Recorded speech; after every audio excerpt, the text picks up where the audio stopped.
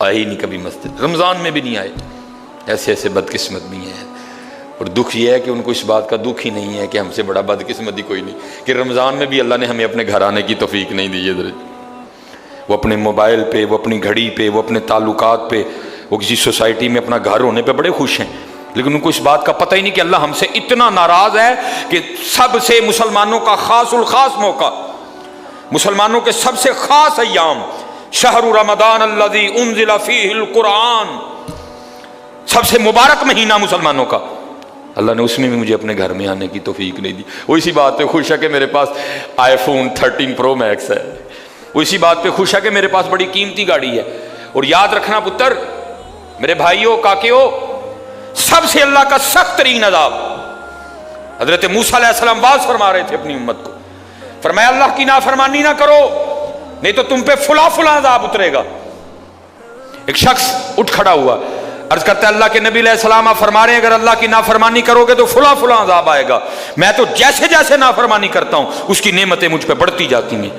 مال بڑا ہے، بڑھ رہا ہے دن بدن، اولاد بڑی ہے، بڑھ رہی ہے دن بدن، تو پھر سزا کاہے کی ہوئی؟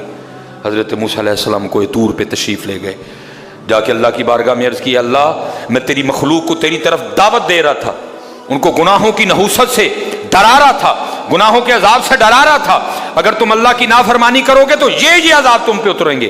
ایک بندہ اٹھ کھڑا ہوا اور آگے سے عرض کرتا ہے اللہ کے نبی علیہ السلام میں تو جیسے جیسے نافرمانی کرتا ہوں مجھ پہ اس کا کرم، اس کا فضل بڑھتا جاتا ہے. میں نے پوچھا کیا کرم ہے؟ اس نے کہا مال بڑا ہے، بڑھ رہا ہے، اولاد بڑی ہے، بڑھ رہی ہے، مویشی بڑے ہیں، زمینیں بڑی ہیں، کھیتی باڑی بڑی ہے، بڑھ رہا ہے میرا.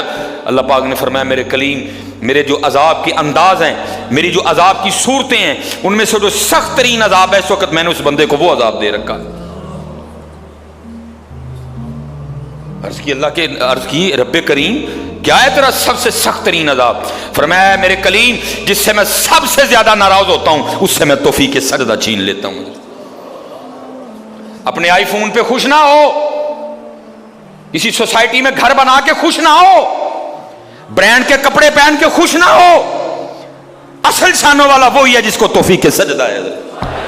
ہاں نہ بھائی شیطان کے دھوکے میں آنا. یہ کوئی نہ سمجھے میں کسی کو ٹچ کر رہا ہوں، یہ ساری نعمتیں میرے اللہ نے مجھے بھی دے رکھی ہیں، لیکن کچھ نہیں پتا.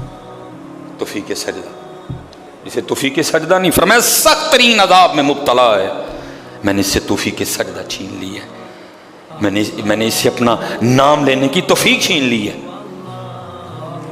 نہ دھوکے میں آنا.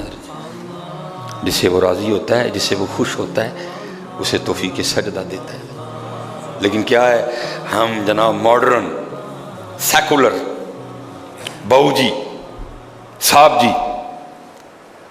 بڑے خوش ہیں.